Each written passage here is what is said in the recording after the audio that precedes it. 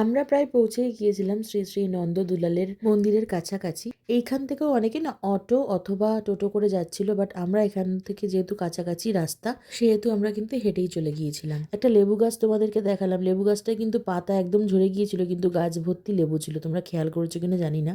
আর এই যে ব্রিজের রাস্তাটা, যেখানে একটা খাল রয়েছে, আমার এই জায়গাটা খুব প্রিয়। আমি জানি না কেন, এটা তো নর্মাল একটা খাল, বাট আমার সত্যি খুব প্রিয়। আমি এখানে অনেকবার স্কুটি করে এসেছি, বাট আজকে পরিবারের সাথে হেঁটে আসার সুযোগ হলো। এই জায়গাটায় কিন্তু অনেকে শুটিং করতে আসে, আমি দেখেছি আগে, এবং তাদের ভিডিওতেও আমি চিনতে পেরেছি যে আমাদের এই জায়গাটাই। তো যথারীতি দেখতেই পাচ্ছ আমি ভালো মতো ভিডিও নিয়েছি এই জায়গাটার। আর এই খালটা পেরিয়েই কিন্তু মন্দিরে যেতে হয়। তো যথারীতি আমরা এখন চলেছি মন্দিরের উদ্দেশ্যে। এখানকার রাস্তাঘাট, ঘরবাড়ি এবং গাছপালা আমার এত ভালো লাগে, আমি সব রকম ভিডিও করে রেখেছি। তো চলো নেক্সট ভিডিওতে তোমাদের মন্দিরের চত্বরটা দেখাচ্ছি।